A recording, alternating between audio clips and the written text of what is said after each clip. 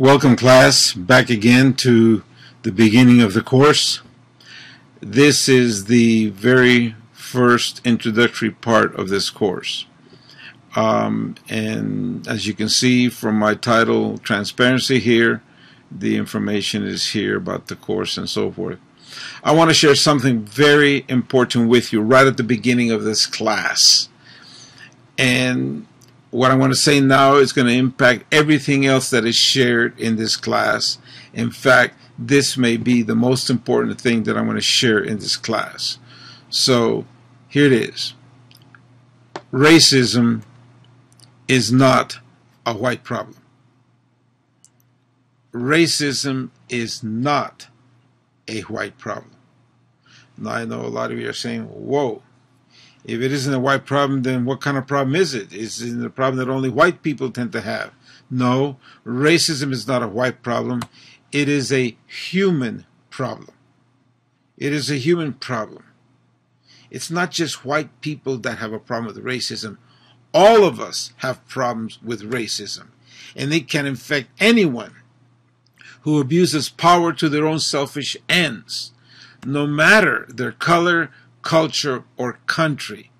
And it's important to keep that because most teachers, most books, most diversity trainers, most people out there talking about racism, and I can name the famous people out there that are doing this. All they talk about is racism as a white problem, a white problem, a white problem. Blacks are not racist because they don't own the problem. Latinos are not racist because they don't own the problem. Asians are not racist because they don't own the problem. Only white people are racist because they're the ones that control society. They're the ones that controls the economy. They're the ones that control the positions of power, and therefore theirs is the problem, and they must fix it. False. That is totally false. Racism is a human problem, and all of us have been infected with it. In fact, all of us are actually racist. In one way or another, we are racist. And the issue is not whether or not we're racist, but how much racism are we going to tolerate in our lives? We're going to have a high tolerance for it, or we're going to have actually very low tolerance for it. Therefore, we need to keep this understanding. I know that some of you already are offended by the fact that I mentioned that you are a racist, that I'm a racist. I'm a racist. I've been a racist all my life. I still feel racism cropping up its head sometimes as I encounter people. And this class is going to expose that. It's going to make it very clear just how much racism is a virus in our lives that permeates everything that we do as such. What does this photo depict? Take a look at this photo. Look at it very carefully. What do you see in this photo? Okay? Well, for one, if you could see my cursor here, you have white and then you have colored. The white sign is bigger than the colored sign. What else do you see here? What else do you see depicted here? Well, for one thing is the fountain here is small and it's tap water. This is a large refrigerated fountain, and therefore the water is cold. Now, in Alabama, Mississippi, Louisiana, in the South, in the summer, you can imagine how the water is and why this would be so much better water to drink than hot tap water. So what is being depicted in this photograph? Well, the answer is very simple. Separate, but not equal. And yes, it is a white, structured situation here, per se. But again, if we're going to solve the problem of racism, if we're going to solve the issue of minorities in this country, then we have to recognize that racism is a human problem, not a white problem. And therefore, how do we go about affecting change? That's what this class is all about. In order to affect change, we have to go down 6 levels deep. 6 levels deep. You say, wow, that's a lot of strata to mine through to get to the source. Yes, it is. That's why racism is so difficult to remove from society and even from our own lives. The first level is beliefs, behaviors, and actions. People behave prejudicial to somebody. They discriminate against somebody else. They hold these attitudes, these beliefs, these behaviors. Here's where most discussion on racism and prejudice and discrimination stops.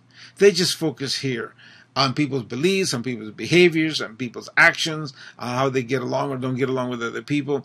And most of the textbooks and most of the teachers and most of the discussion just focuses here. I've been in a lot of diversity training, and all they talked about is level number 1. They didn't even get beyond to level number 2. Now, some will go down to level number 2. And that is systems and structures. How is society structured? How is the system structured? How are institutions structured so as to protect a system of prejudice and racism and discrimination against others? And so to get to the problem, we have to examine those structures, those societal structures, those institutional structures, those ways of thinking and seeing the world about us per se, and these systems that we come up. And here's the problem. This second level is as far as most diversity training and courses on race relations go. They go no further. Textbooks. That's why I've stopped using textbooks, because the textbooks would only go this far. As good and as much material they shared, this is about as far as they went. They did not go any further. And the result was that it was still a rather superficial situation. For many people, as I said, racism is a white problem. Thus, their focus is on color and structural change, when the real issues are much deeper and not about color. Color is not the problem in racism. Color is the excuse that people use in order to justify the evil that they carry out against others. So we have to take it further. What's the next level? Minds. Our systems of thinking. Structures just don't create themselves. The Empire State Building all of a sudden doesn't appear someplace. The Golden Gate Bridge did not all of a sudden appear out of nowhere. These things were first in the minds of the architects. They were creations of the mind. And then that thinking went about with other elements together to actually create the structure. So these systems and structures that we so critique because of the discrimination against women, against minorities, against gays, against Jews, against the Indians, against blacks, against the disabled, don't just create themselves. They come from minds that have a system of thinking that leads to that kind of structure that is made. People that create segregated communities. Those segregated communities didn't create themselves. They came out of somebody's thinking, somebody's planning, somebody's way of setting up the community. But these systems of thinking don't just come out of nowhere. We have to go to the next level. They come out of values. Those socially shared ideals about what is good, right, and desirable. These are the operational values. These values, what I value, what I accept, what I reject, who I want as a neighbor, who I want as a spouse, who I want as a friend, who I want as a buddy, who do I want to sit next to me or work with me? These come from our values. What we value, what we don't. And therefore, for some people, minorities are not valued.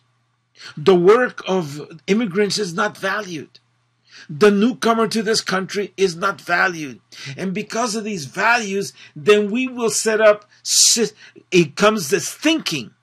Because of those values comes this thinking that says we do not want to give them the same rights as we want to give these people, and therefore we structure the society, the institutions to safeguard advantages for some at the expense of others, resulting in the beliefs and the behaviors and the actions. Are you with me on this? However, we're still not deep enough. These values arise out of life conditions, whether these are external or internal. The experiences that you have gone through in your life, the conditions under which you find yourself, those things impact you internally, but they also impact you externally. If you have not had the opportunity of receiving much education, then that factor limits your life conditions.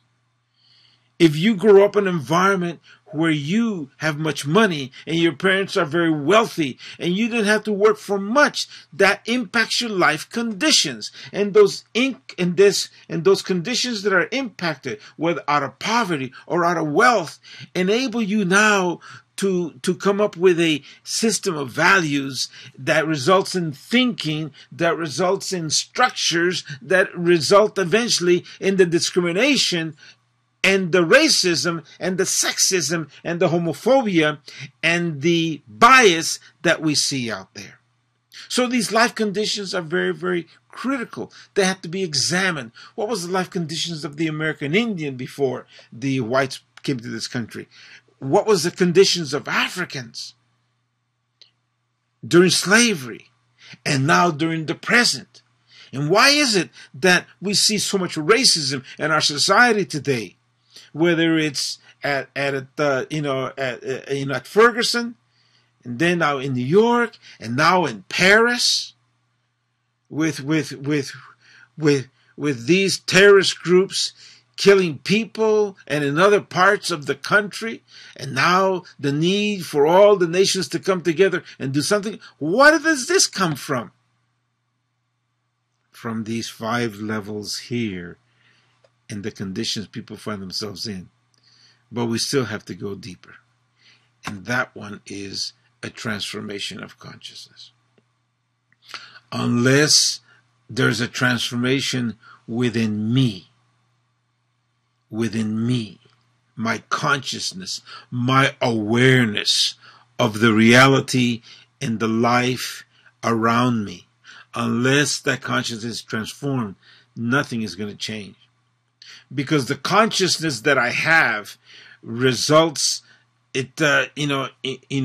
influences the conditions, whether external or internal, that I live under. If I have a consciousness, for example, of cleanliness, if I have a consciousness that just because I'm poor, that doesn't mean my clothes need not be neat and dressed and pressed. If I have a consciousness that says just because I'm poor, that doesn't mean that I have to throw garbage in the streets, then being poor does not necessarily mean that my house is going to be a pigsty, because my consciousness level says, no, I may not have money, but I do have a sense of awareness. And that sense of awareness results in a different life condition. You have 2 people living in the same neighborhood, in houses connected to each other. One apartment and the other apartment, a duplex, one on one side, one on the other. One side is clean. One side is healthy. One side is productive. One side, the children are listened to. They're taken care of. They're protected. The husband and wife don't yell at each other. They love each other. And in the very next door, you have people that are fighting, beating up other kids, getting drunk and all. It has to do with consciousness. That generates a different life condition. You walk into one house, it's a different life condition. You go to another house, another life condition. And that condition externally comes from the condition internally. As Muhammad Ali said, the slum is within us. It's not out there. You could take some people where the slum is within them, you put them in a good neighborhood, in a short time, that neighborhood becomes a slum. That's what we're talking about. So that consciousness results in a different life conditions that gives rise to these values, systems of thinking, the way we structure life, and the behaviors at the other end. So, this is what we're going to do in this class. We're going to plumb the depths of racism, discrimination, so that we can get to the very source of the problem and see lives transformed. And we're going to begin this class with one man whose transformation of consciousness brought an empire to its knees. I'm not talking about Gandhi. He's a wonderful example I'm talking about, that we could talk about. I'm talking about William Wilberforce. William Wilberforce was a man who believed strongly that he could make a difference in the world. He was an English politician, philanthropist, social reformer, a leader of the movement to abolish the slave trade. Yes, many helped him, but Wilberforce was the lead person in the movement to end the British slave trade. Now, mind you, all of British society the economy was based on the slave trade, especially the port cities to which the ships came. And so when Wilberforce took on the slave trade, he was essentially challenging the whole way of life of England. And we'll talk about that more later on. But William Wilberforce believed that God called him to do great tasks. The first one was to reform society. And he became a great social reformer. He was the one who developed the Society for the Prevention of Cruelty to Animals, the SPCA. And in the movie you're soon going to be seeing, Amazing Grace, in fact, the opening scene is where Wilberforce stops men from beating a horse. Cruelty to animals was something that he detested. But he was against poverty. He was against child labor, the exploitation of children. He was against the exploitation of women. He brought about all forms of reform to society. And that was his main concern. But of all the reforms to society, he felt the one that was the strongest and was the second one that he felt God called him to, and that was to end the slave trade.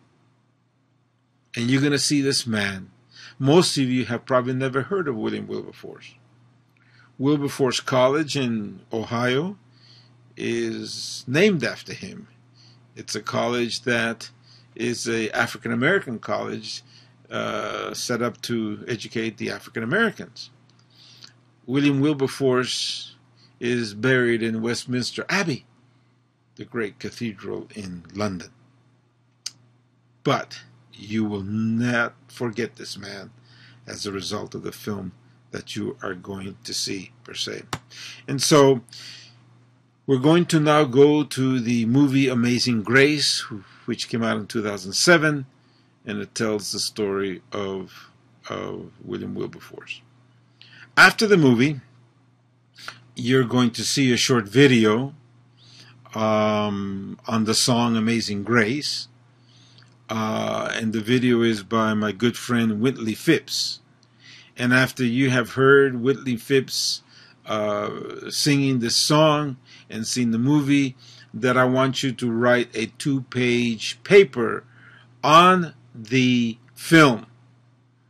Introduction with the thesis statement, the body where you summarize, but then also in the body you include a statement of relevance, a statement of value. What was the value? What was the relevance of this film to the purposes of this class, to the importance of this course, and then end with a strong conclusion. So, you could either get the movie at Netflix or in Redbox or in Amazon.com in their films where you could rent it for $2.99. There'll be about 8 to 10 films that you're going to be renting in this class. Actually be about 6 or 7 films. Overall it costs about $20, almost $20 to rent the films.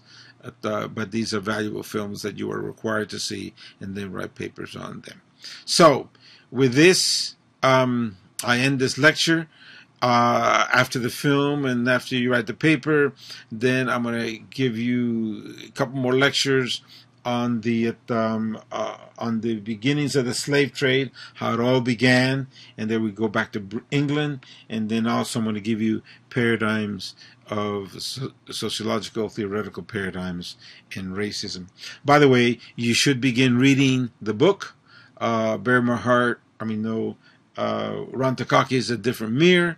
It should be in the bookstore by the time you get done with this first module here. Sit back, relax, enjoy the movie, and then come back, write the paper, submit it to the right place, and take it from there. Take care, and we'll be in touch.